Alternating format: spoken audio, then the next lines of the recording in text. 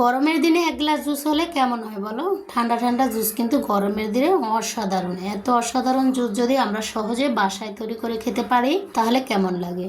আজকে বানাবো কাঁঠালের জুস। আমি কাঁঠালের বিচিটা ছাড়িয়ে নিয়েছি। কাঁঠালের বিচিটা ভালোভাবে আমাদের ছাড়িয়ে নিতে হবে। ভিতরে যে কাঁঠালের বিচির আবরণটা থাকে ওটা ভালো করে সুন্দর করে ছাড়িয়ে নিতে হবে। কাঁঠালটা ছাড়িয়ে নিয়ে আমি এখন ব্লেন্ড করে নেব। গুঁড়ো দুধ দিয়ে দিয়েছি, এখন দিয়ে দেব আইস। আইস দিয়ে আমাদের এই কাঁঠালটাকে ব্লেন্ড করে নিতে হবে। আমি এখন এটাকে ব্লেন্ড করে নিয়েছি। কত সুন্দর একটি ঘন পেস্ট তৈরি হয়ে গেছে।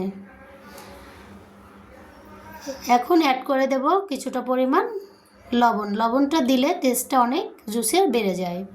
ঠান্ডা জল দিয়ে দিলাম কিছুটা পরিমাণ। উপকরণগুলো দিয়ে ব্লেন্ড করলে হয় কি সব কিছু ভালোভাবে অ্যাডজাস্ট করে। আমি ব্লেন্ড করে নিয়েছি, দেখো কেমন ঘনত্ব আছে।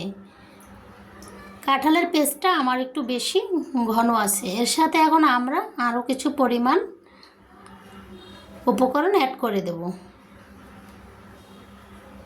আমি একটু দেখেছি খেয়ে যে এটা সব কিছু ঠিকঠাক আছে কিনা। কাঁঠালের পিউরিটা একটু ঘন আছে তাই জল অ্যাড করে দিলাম, আরও কিছুটা পরিমাণ চিনি, বরফ সব কিছু দিয়ে আমরা এটাকে নেড়ে চেড়ে নেব। আর জুসের মিষ্টিটা কিন্তু নিজেদের স্বাদ অনুযায়ী দিতে হবে। বেশি খেতে চাইলে বেশি দিতে হবে, তাহলে জুসের স্বাদ কিন্তু পরিপূর্ণ হবে।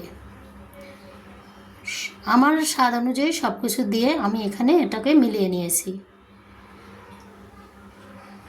আইস আর জুসের ঘনত্ব ঠিক রাখতে হবে, মিষ্টি ঠিক রাখতে হবে, তাহলে জুসের স্বাদ দ্বিগুণ হয়ে যাবে।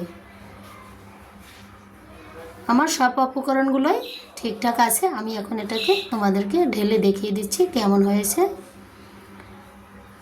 সুস্বাদু জুস রেসিপিটি এতটা মজার হয়, সব জুস তৈরি করলেই কিন্তু বাসায় সহজে সবাই খেতে পারে।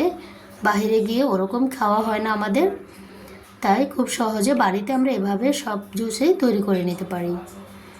কত অল্প সময় দেখো একটি মজাদার জুস আমরা তৈরি করে ফেলেছি। আর কাঁঠালের দিনে তো সবসময় জুসটা যদি বানিয়ে খেতে পারো দেখবে তোমাদের কাছে কতটা মজা লাগে, কতটা দারুণ হয়। বন্ধুরা, আমার আজকে এই দারুণ স্বাদের জুস রেসিপিটি তোমাদের কেমন লেগেছে?